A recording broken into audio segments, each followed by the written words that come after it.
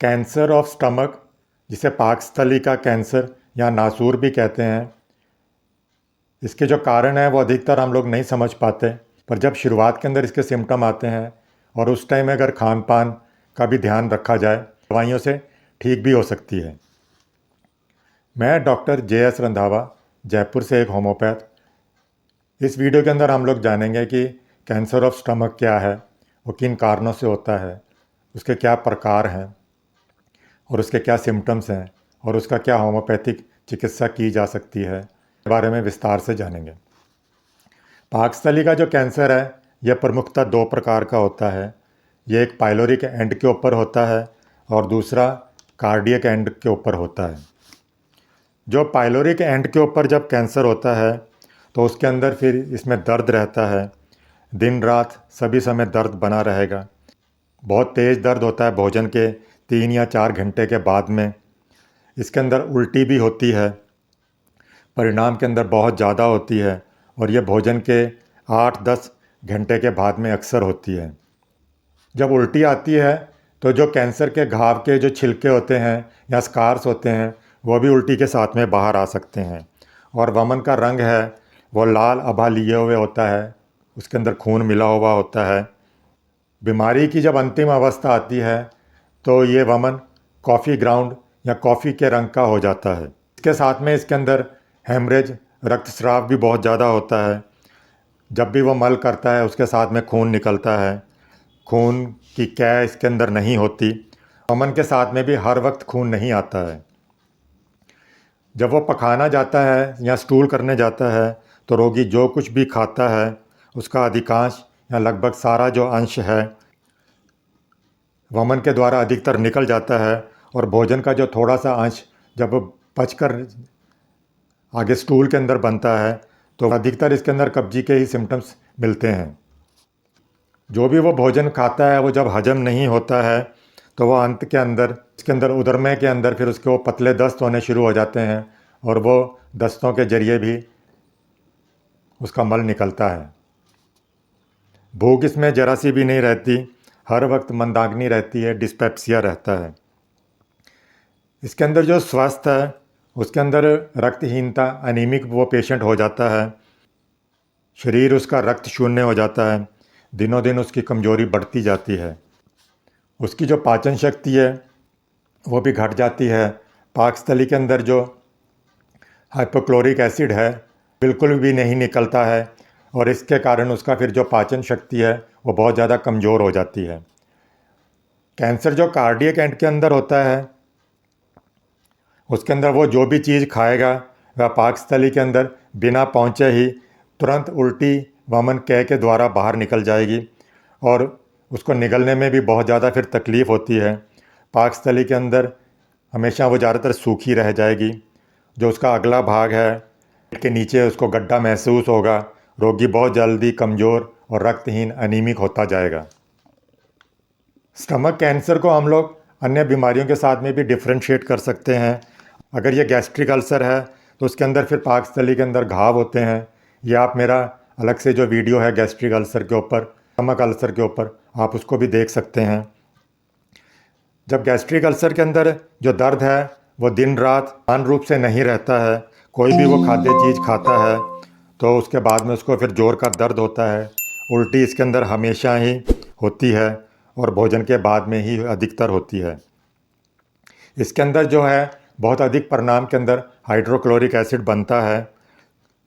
खून इसके अंदर भी आता है। इसके अंदर जो मुंह से है हमेशा खून नहीं निकलता है, लेकिन एक वक्त के अंदर बहुत अधिक मात्रा के अंदर खून निकल भी सकता है। रोगी जब प्रायः प्रथम अवस्था के अंदर होता है तो कॉफ़ी के घुले हुए रंग की तरह का पानी वाला पदार्थ उल्टी के रूप में बाहर निकलता है। वमन के साथ में खून भी आ सकता है। इसके अंदर जो कमजोरी है, दुबलापन है, वो बदहजमी के कारण अधिकतर रहती है। इसके अंदर रोगी बहुत दिनों तक अपना रोग भोगता रहता है और वो जल्दी ठीक नहीं होता है। इसके अंदर जो पाइलोरिक एंड है, जो स्टमक का अग्रभाग है, वह अधिकतर पतला नहीं पड़ता है। जो स्थिति काल है इसके अंदर कोई भी स्थिरता नहीं रहती है। भूख भी इसके अंदर लगती है पर वो ज़्यादा नहीं खा पाता। उसे डर लगता है कि जो भी खाऊंगा पचेगा नहीं। इसके अंदर जो एपिगैस्ट्रिक ट्यूमर हैं, पाकस्थली की जो पेशियां हैं, उनके अंदर जो ऐंठन होती है, उसकी जो दीवारें हैं वो बहुत मोटी हो जाती हैं। और ये जो ट्यूमर हैं ये अधिकतर कड़े नहीं रहते इसके अंदर। ये सभी उम्र के अंदर ये बीमारी गैस्ट्रिक अल्सर की हो सकती है। व्यक्ति इसके अंदर रक्तहीन हो सकता है, क्लोरेटिक हो सकता है। ये अधिकतर स्त्रियों के अंदर ज़्यादा पाया जाता है, और वह भी जो युवा स्त्रियां हों उसके अंदर। जबकि पाकस्थली के अंदर जब कैंसर होता है तो इसके अंदर दर्द हर वक्त कुछ ना कुछ बना रहता है। वमन हो जाने के बाद में ये विशेष घटता नहीं है। इसके अंदर जो उल्टी आती है कैंसर ऑफ स्टमक के अंदर, वो हर समय नहीं रहती, पर जब भी होती है तो परिणाम के अंदर बहुत ज़्यादा होती है। वमन में कैंसर के घाव के जो छोटे छोटे टुकड़े हैं वो भी बाहर निकलते हैं।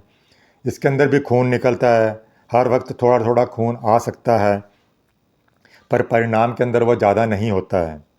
इसके अंदर कॉफ़ी के पानी जैसे घुले हुए वमन भी आते हैं। कमज़ोरी इसके अंदर, शीर्णता बहुत ज़्यादा रहती है। खूब जल्दी जल्दी उसके जो मसल्स हैं, मांस का क्षय हो जाता है। फिर जो पाइलोरिक एंड ऑफ स्टमक है वो संकरा हो जाता है, उसके अंदर स्टेनोसिस हो जाता है। बीमारी की जब स्थिति काल है ये प्रायः 1 वर्ष या जो उससे भी पुरानी बीमारी हो उसके बाद में ये इसके लक्षण दिखाई देते हैं। भूख इसमें कभी नहीं रहती और कभी मंदाकिनी डिस्पेप्सिया रहता है। एपिगैस्ट्रिक जो ट्यूमर है इसके अंदर वो सहज ही इसका पता चल जाता है। ये अधिकतर 45-50 वर्ष के जो रोगी हैं उनके अंदर ये अक्सर होता है। पुरुषों के अंदर ये अधिकतर होता है। उस समय जब मुंह से हीमोपेटाइसिस होता रहता है, मतलब जो लंग्स से जो खून निकलता है वो इसके अंदर निकल सकता है। हीमोटमेसिस हो सकता है। जो रक्त का वमन होता है वो गैस्ट्रिक से जो निकलता है, पेट से आता है, वो भी इसके अंदर होता है। कैंसर ऑफ स्टमक को डिफ्रेंशिएट किया जा सकता है। डायलिटेशन ऑफ जो स्टमक है ये भी एक तरह से बीमारी है जिससे भी इसको डिफ्रेंशिएट करना चाहिए। डायलिटेशन ऑफ स्टमक के अंदर उसके अंदर बहुत ज़्यादा उसको ज़ोर से भूख लगती है, बहुत ज़्यादा खाता है, खाते ही ऐसा लगता है कि उसका पेट अभी भी नहीं भरा है, और ऐसा मालूम होता है कि ना जाने वो कहाँ चला गया हो। अंदर उसको एक तरह की अशांति महसूस होती रहती है, अफारा रहता है, उल्टी इसके अंदर रहती है। वमन कोई स्थिर नहीं रहता इसके अंदर। अधिकांश समय दोपहर के समय में ये अधिकतर होता है। बीमारी जब बहुत ज़्यादा पुरानी हो जाए तो जो रोज़ जो वमन होते हैं वो भी नहीं होते, 1-2 दिन छोड़ने के बाद में हो सकते हैं। इसके अंदर डार्क ग्रेश कालीमा लिए हुए उल्टी होती है, और उसके अंदर बहुत ज़्यादा खट्टी बदबू भी आती है। वमन के अंदर जो भी उसने पहले कुछ खाया हुआ हो उसके अंश भी उसके अंदर पड़े रहते हैं। इसके अंदर जो उल्टी आती है वो 3 स्तरों के अंदर उसको हम लोग देख सकते हैं। इसके अंदर जो प्रथम स्तर रहता है, जो उसके ऊपर भूरे रंग का फैन लिए हुए, झाग लिए हुए पदार्थ दिखाई देता है। इसका जो उल्टी का द्वितीय सेकंड जो लेयर होती है उसके अंदर डार्क ग्रेश फ्लूइड दिखाई देता है, और जो इसका तृतीय स्तर होता है यानी जो सबसे नीचे होता है उसके अंदर खाद्य पदार्थ दिखाई देते हैं। पेट के अंदर दर्द रहती है, जलन रहती है, उल्टी होने के बाद में थोड़ी घट जाती है। रोगी क्रमशः इसके अंदर कमज़ोर हो जाता है, सांस लेने में छोड़ने में भी उसको तकलीफ़ होती है। खून का जो संचालन है उसके अंदर भी उसको गड़बड़ी होती है। पेरिस्टालिक जो मूवमेंट है उसके अंदर गड़गड़ की आवाज़ सुनाई देती है। रोगी का जो शरीर है वह इधर उधर करवट लेने पर भी उसके पेट में गड़गड़ की आवाज़ सुनाई देती है, स्प्लैशिंग साउंड सुनाई देती हैं। ये सभी जो लक्षण हैं डायलिटेशन ऑफ स्टमक के हैं। इसके अलावा कैंसर ऑफ जो स्टमक है उसके अंदर जो हम क्या चिकित्सा कर सकते हैं, उसका क्या पाथ्य है। कैंसर की जब बीमारी होती है तो उसके अंदर आहार की कमी के कारण उसको बहुत ज़्यादा कमज़ोरी हो जाती है और वो रक्तहीन होना शुरू हो जाता है। इसलिए उसको ऐसी खुराक देनी चाहिए ताकि उसको कुछ पौष्टिक आहार मिले और उसके कारण उसकी जो आपूर्ति है वो पूरी हो सके। और भोजन भी इस तरह का होना चाहिए कि जल्दी सुपाच्य हो, जल्दी पच जाता हो।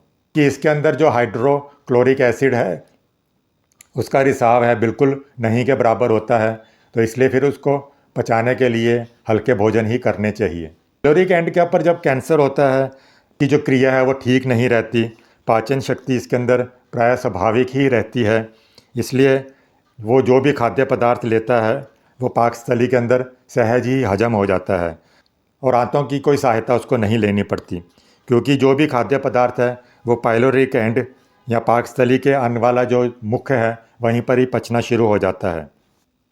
हमें ये भी देखना चाहिए कि पाकस्थली के अंदर कौन से भोजन जल्दी पच जाते हैं। इसके अंदर जो स्टार्च युक्त पदार्थ हैं जैसे भात हो गया, रोटी है, पूड़ी, आलू आदि जो हैं, ये पाकस्थली के से जो निकला हुआ गैस्ट्रिक जूस है वो इसको नहीं पचा पाता, या ये सब चीज़ें जो हैं पाकस्थली के अंदर नहीं पचती और फिर वो अंत के अंदर आंतों के अंदर चली जाती है और वहाँ पर जाकर फिर वो पचती हैं।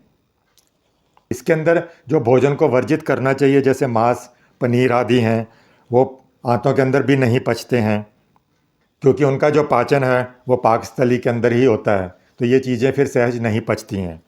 पाइलोरिक एंड का जो कैंसर होता है उसके अंदर क्रैब है, मांस का जो सूप है वो दे सकते हैं, मुर्गी का अंडा है, दूध है, इस तरह के आहार उसके अंदर देने चाहिए। इसके अलावा दाल भात जो है, दाल है, आलू, सागू, साबू, बार्ली, ये हरगिज उसे नहीं दें, कि अगर ये आप देंगे तो वो जल्दी पचेंगे नहीं और वो पेट में ही पड़े रहेंगे और वहीं पे वो सड़ते जाएंगे।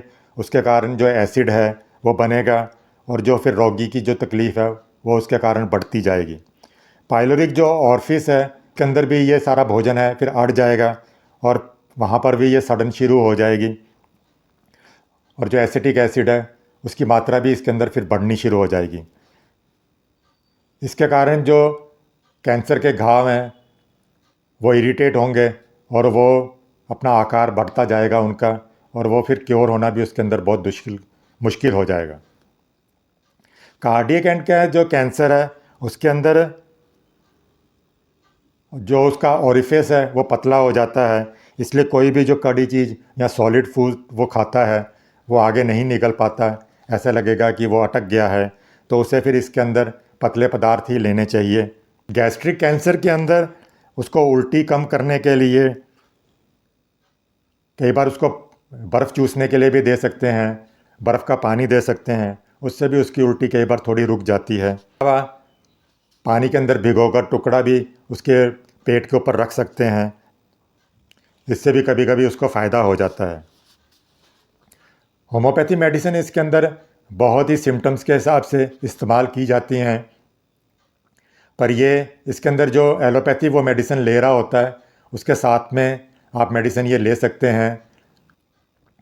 जो होम्योपैथी मेडिसिन इसमें यूज़ होंगी उसके अंदर आर्सेनिक है, बिस्मथ है, कार्बोवेज होती है, ब्राइटा कार्ब हो गई, काली बाइक्रोम हो गई, क्रियोजोट है, हाइड्रेस्टिक है, लेकेसिस, फॉस्फोरस आदि बहुत लाभदायक होती हैं स्टमक ऑफ कैंसर के अंदर।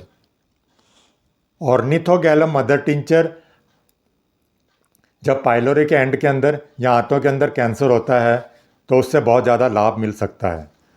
यहाँ पर जो भी होम्योपैथिक दवाइयाँ मैंने बताई हैं वो किसी योग्य होम्योपैथिक चिकित्सक की सलाह पर ही लें।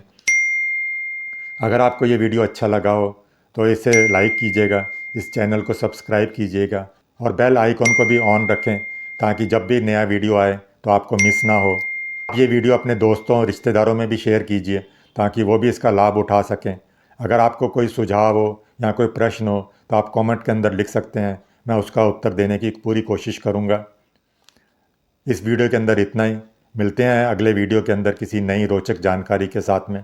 तब तक स्वस्थ रहें, खुश रहें।